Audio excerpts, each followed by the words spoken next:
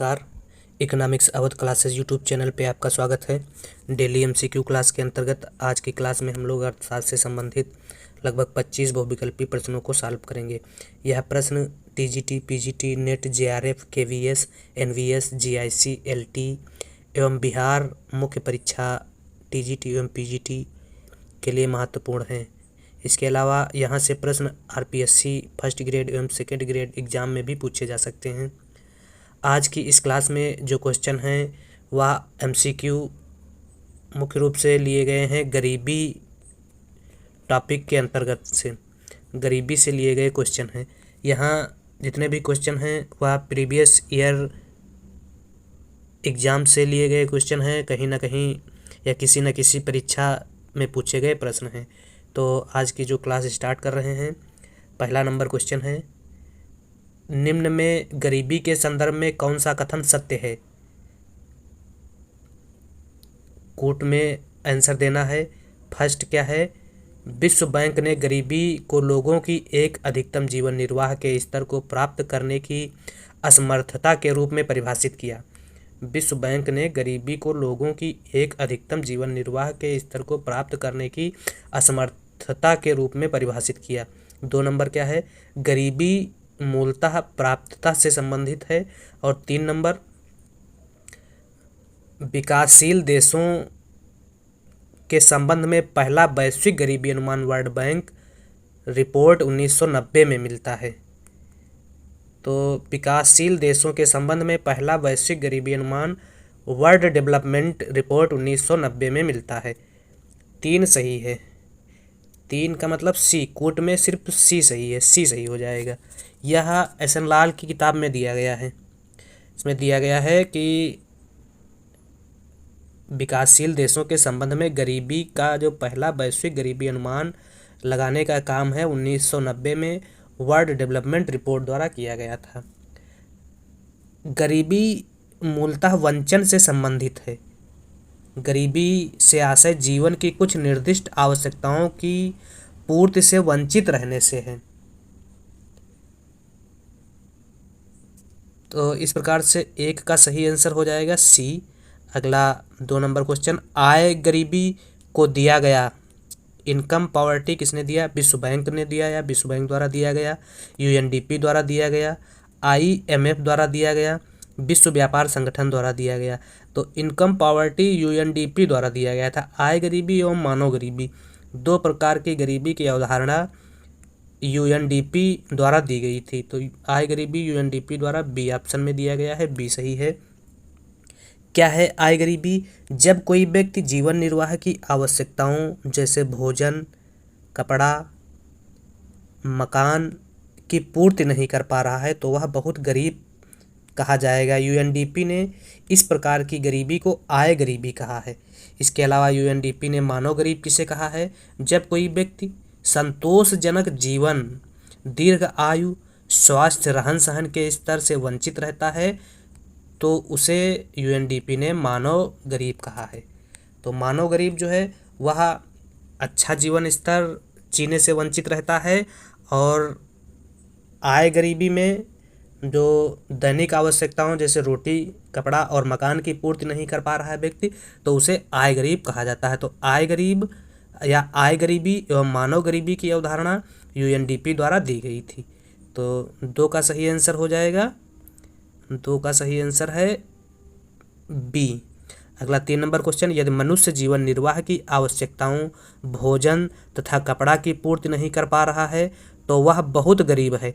इस प्रकार की गरीबी को क्या कहते हैं? आय गरीबी, मानव गरीबी, गरीबी ए तथा बी दोनों।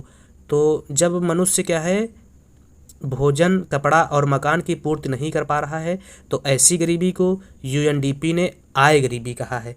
आय गरीबी ए ऑप्शन में है, 3 का ए सही हो जाएगा। इसके अलावा मानव गरीबी, जब कोई व्यक्ति संतोषजनक जीवन जीने के लिए आवश्यक दीर्घ आयु, स्वास्थ्य, रहन सहन के स्तर से वंचित रहता है या नहीं पूरा कर पा रहा है तो उसे यूएनडीपी ने मानव गरीबी कहा। अर्थात भोजन एवं कपड़ा की पूर्ति के संबंध में आय गरीबी है। तो 3 का सही आंसर हो जाएगा ए। अगला 4 नंबर क्वेश्चन, यदि मनुष्य को संतोषजनक जीवन, दीर्घ आयुता तथा स्वस्थ रहन सहन के स्तर से वंचित रहना पड़े तो इसे यूएनडीपी ने कहा, तो इसे यूएनडीपी ने मानव गरीबी कहा था। तो 4 का सही आंसर ए हो जाएगा। अगला 5 नंबर क्वेश्चन क्या कहता है, गरीबी के संदर्भ में तेंदुलकर कमेटी ने अपनी रिपोर्ट सौंपी। तो गरीबी के संदर्भ में तेंदुलकर कमेटी ने अपनी रिपोर्ट 2009 में दी थी। और रिपोर्ट में तेंदुलकर कमेटी के क्या क्या डाटा हैं, कुछ डाटा जान लेते हैं तेंदुलकर कमेटी के, यहाँ से भी क्वेश्चन मिलने की संभावना है। तेंदुलकर समिति के अनुसार अगर गरीबी की बात की जाए तो भारत में प्रतिशत गरीबी 21.9% तेंदुलकर समिति ने बताई थी। और ग्रामीण क्षेत्र में 25.7% गरीबी का अनुमान तेंदुलकर समिति ने लगाया था। और शहरी क्षेत्रों में 13.7% का अनुमान तेंदुलकर समिति ने लगाया था। अगर भारत में गरीबी रेखा रुपये प्रति व्यक्ति प्रति माह के हिसाब से तेंदुलकर समिति के अनुसार बात की जाए तो 816 रुपये प्रति व्यक्ति प्रति माह अगर कोई व्यक्ति पा रहा है तो वह गरीब नहीं कहा जाएगा। इसके अलावा यह ग्रामीण क्षेत्र में था। और शहरी क्षेत्रों में गरीबी रेखा का अनुमान 1000 रुपये से लगाया गया था। इसके अलावा रुपये के हिसाब से दैनिक प्रति व्यक्ति प्रतिदिन रुपये के हिसाब से गरीबी का अनुमान तेंदुलकर समिति ने लगाया था। अगर ग्रामीण क्षेत्र में 27.02 रुपये कोई व्यक्ति प्रतिदिन कमा रहा है तो वह गरीब नहीं कहा जाएगा। और अगर शहरी क्षेत्रों में 33.33 रुपये कोई व्यक्ति कमा रहा है तो वह गरीब नहीं कहा जाएगा। यह तेंदुलकर समिति का अनुमान था। इसके अलावा अगर गरीबी में प्रतिशत गरीबी में सबसे अधिक बात की जाए तो छत्तीसगढ़ में तेंदुलकर समिति के अनुसार सबसे ज़्यादा प्रतिशत में गरीबी 39.9% सबसे ज़्यादा गरीबी छत्तीसगढ़ में थी। और न्यूनतम गरीबी की अगर बात की जाए तो अंडमान निकोबार द्वीप समूह में न्यूनतम गरीबी 1% थी। इसी प्रकार से अधिकतम गरीब जनसंख्या की बात की जाए तो उत्तर प्रदेश में सबसे ज़्यादा गरीबों की संख्या थी। इसके बाद बिहार में दूसरे नंबर पर सबसे ज़्यादा गरीबों की संख्या थी। अगर सबसे कम गरीबों की संख्या की बात की जाए तो लक्षद्वीप में सबसे कम गरीब थे। और अधिकतम ग्रामीण गरीबी प्रतिशत दादरा एवं नगर हवेली में थी। और न्यूनतम ग्रामीण गरीबी प्रतिशत जो है दमन एवं दीव में थी। तथा ग्रामीण गरीबी रेखा निर्धारण है सर्वाधिक जो उपभोग व्यय था वह पांडिचेरी का था। अगर अधिकतम शहरी गरीबी की बात की जाए तो सबसे ज़्यादा शहरी गरीबी प्रतिशत में मणिपुर में थी। सबसे ज़्यादा शहरी गरीबी प्रतिशत में मणिपुर में थी। 32.6% लोग मणिपुर में गरीब थे। सेकेंड नंबर पे 31.2% लोग मणिपुर में शहरी गरीबी थी। और अगर न्यूनतम गरीबी शहरी की बात की जाए तो न्यूनतम गरीबी शहरी में अंडमान निकोबार द्वीप समूह में सबसे कम न्यूनतम गरीबी थी। और ग्रामीण गरीबों में सबसे ज़्यादा गरीबी की बात की जाए तो अधिकतम ग्रामीण गरीबों की संख्या उत्तर प्रदेश में थी सबसे ज़्यादा। फिर सेकेंड नंबर पे बिहार में थी। तो यह तेंदुलकर समिति के कुछ आंकड़े थे। अगला जो क्वेश्चन है, सामान्यतः गरीबी को कितने रूपों में मापा जाता है? सापेक्ष गरीबी, निरपेक्ष गरीबी। तो सामान्यतः गरीबी को 2 रूपों में मापा गया है, सापेक्ष गरीबी और निरपेक्ष गरीबी 2 है। तो ए तथा बी दोनों सही है। सापेक्ष गरीबी क्या है? सापेक्ष गरीबी यह व्यक्त करती है कि समाज एक वर्ग आय या उपभोग के स्तर की दृष्टि से संपूर्ण समाज या अर्थव्यवस्था के औसत आय या उपभोग से नीचे है। अर्थात सापेक्ष गरीबी यह स्पष्ट करती है कि विभिन्न आय वर्गों के बीच कितनी विषमता है। सापेक्ष गरीबी मापने के लिए 2 विधियों लारेंज वक्र एवं गिनी गुणांक का प्रयोग किया जाता है। तो सापेक्ष गरीबी क्या है कि सापेक्ष गरीबी मुख्य रूप से यह स्पष्ट करती है कि विभिन्न आय वर्गों के बीच कितनी विषमता है और इसे मापने के लिए लारेंज वक्र एवं गिनी गुणांक का प्रयोग किया जाता है। तो इसके अलावा निरपेक्ष गरीबी क्या है? सापेक्ष गरीबी इस बात की जानकारी नहीं दे पाती है कि गरीबों की मात्रा क्या है। इस कमी को दूर करने के लिए निरपेक्ष गरीबी की बात की गई है। और सबसे पहले इसका प्रयोग 1945 में, निरपेक्ष गरीबी का प्रयोग 1945 में आर वायट द्वारा किया गया था। इसके मापदंड के निर्धारण के लिए गरीबी रेखा का प्रयोग किया जाता है। निरपेक्ष गरीबी मापदंड के निर्धारण के लिए गरीबी रेखा का प्रयोग किया जाता है। तो इसका जो सही आंसर हो जाएगा 6 का डी हो जाएगा। तो हम लोगों ने सापेक्ष गरीबी और निरपेक्ष गरीबी दोनों को विस्तार से समझा। अगला जो क्वेश्चन है वह है 7 नंबर क्वेश्चन। यूएनडीपी ने गरीबी को निम्न रूप में वर्गीकृत किया। तो यूएनडीपी ने गरीबी को सापेक्ष एवं निरपेक्ष दोनों रूपों में वर्गीकृत किया था। डी सही हो जाएगा 7 का। 8 विभिन्न आय वर्गों के बीच कितनी विषमता है, यह अनुमान गरीबी का निम्न के अंतर्गत किया जा सकता है। तो विभिन्न आय वर्गों के बीच कितनी विषमता है, यह अनुमान गरीबी का जो है वह सापेक्ष गरीबी के अंतर्गत किया जा सकता है। विभिन्न आय वर्गों के बीच विषमता की माप सापेक्ष गरीबी के अंतर्गत किया जाता है और गिनी गुणांक तथा लॉरेंज वक्र के माध्यम से सापेक्ष गरीबी को मापा जाता है तथा निरपेक्ष गरीबी मापने के लिए निर्धनता रेखा का प्रयोग किया जाता है। अगला जो क्वेश्चन है 9 नंबर। सापेक्ष गरीबी को मापने में मुख्यतः निम्न विधियों का प्रयोग किया जाता है।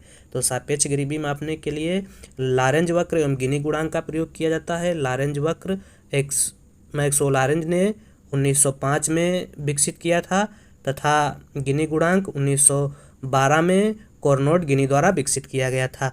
इसी प्रकार से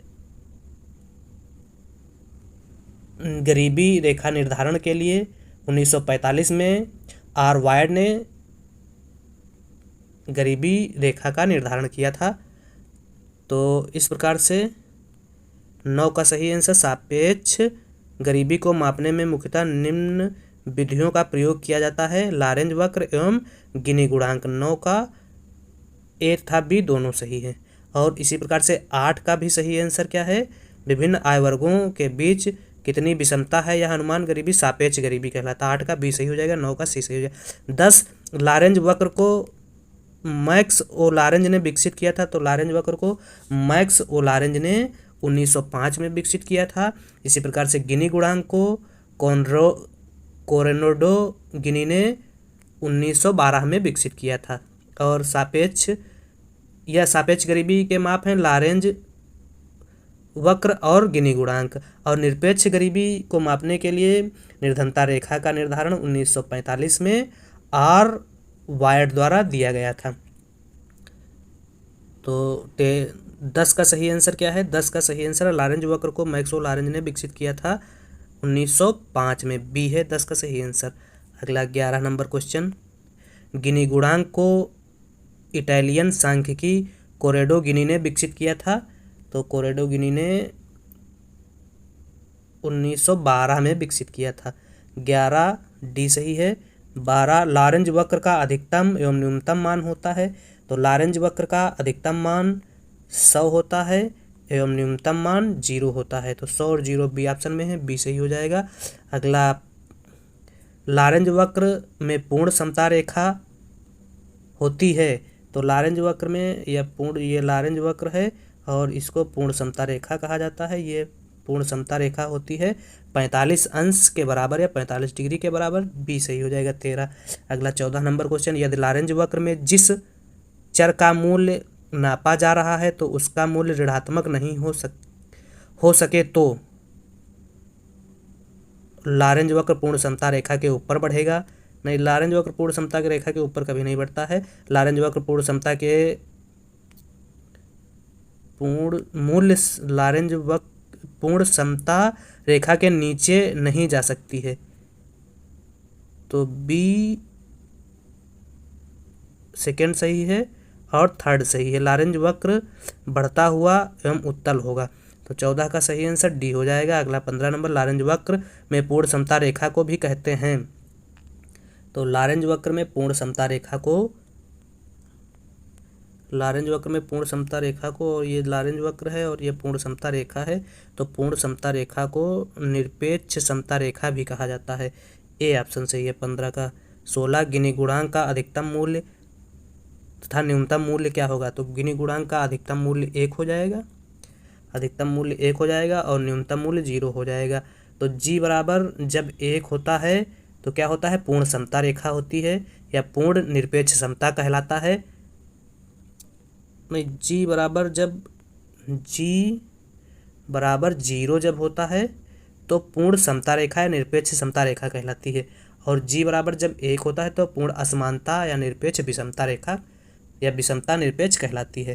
पूर्ण समता बराबर जी बराबर 0 और पूर्ण असमानता जी बराबर 1 होने पर। यह भी पूछा जाता है कि जी बराबर यदि 0 है तो क्या होगा, पूर्ण समता या निरपेक्ष समता, और जी बराबर यदि 1 है तो पूर्ण असमानता या निरपेक्ष विषमता। जी बराबर गिनी गुणांक का मान पूछा गया है। तो गिनी गुणांक का अधिकतम मान 1 हो जाएगा और न्यूनतम मान 0 हो जाएगा। तो ए ऑप्शन सही हो जाएगा। अगला 17 नंबर क्वेश्चन, लॉरेंज वक्र जितनी ही पूर्ण समता रेखा के पास होगा, आय की विषमता उतनी ही क्या होगी, कम होगी। समता रेखा के पास लॉरेंज वक्र जितना बढ़ता जाएगा, आय की विषमता उतनी ही कम होती जाएगी। अगला नेक्स्ट क्वेश्चन, गिनी गुणांक का सामान्यतः निम्न में प्रयोग किया जाता है। जनसंख्या में आय विषमता, जनसंख्या में संपत्ति वितरण की विषमता, क्षेत्रीय समता, सामाजिक कल्याण, नस्लीय अलगाववाद। तो समता, गिनी गुणांक समता की बात नहीं करता, बाकी सबकी बात करता है। तो समता की बात नहीं करेगा। 3 जिसमें होगा वह गलत हो जाएगा। तो 3 इसमें, ये गलत हो जाएगा, ये भी गलत है, ये भी गलत, डी सही हो जाएगा। 18 का सही आंसर डी है। अगला 19 नंबर क्वेश्चन, आय विषमता की माप के लिए निम्न का प्रयोग करते हैं। तो आय विषमता की माप के लिए एटकिंसन सूचकांक का प्रयोग किया जाता है। एटकिंसन सूचकांक थर्ड में है, थर्ड 3 नंबर सही है। फिर हो जाएगा क्विंटाइन आय अनुपात, फिर कुजनेट्स वक्र, गिनी गुणांक, लॉरेंज वक्र, बी सही हो जाएगा। 19 निरपेक्ष गरीबी का सर्वप्रथम प्रयोग किसने किया था। यूएनडीपी ने, विश्व बैंक ने, कीन्स ने, आरवाइड ने। तो निरपेक्ष गरीबी का प्रयोग सर्वप्रथम 1945 में FAO के प्रथम महानिदेशक आरवाइड ने किया था, और आरवाइड डी ऑप्शन में है। तो 20 का सही आंसर डी है। तो इस प्रकार से आज की इस क्लास में हम लोगों ने गरीबी के संदर्भ में जितने भी ऑब्जेक्टिव प्रश्न बन रहे थे उन ऑब्जेक्टिव प्रश्नों का अध्ययन किया और विस्तार से एक एक ऑप्शन के साथ अध्ययन किया था। यहाँ से जो आगामी TGT PGT परीक्षा संपन्न होने को है उसमें यहाँ से क्वेश्चन पूछे जाने की संभावना है। तो वीडियो अच्छा लगा हो तो लाइक, सब्सक्राइब और दोस्तों तक शेयर करें चैनल को। धन्यवाद।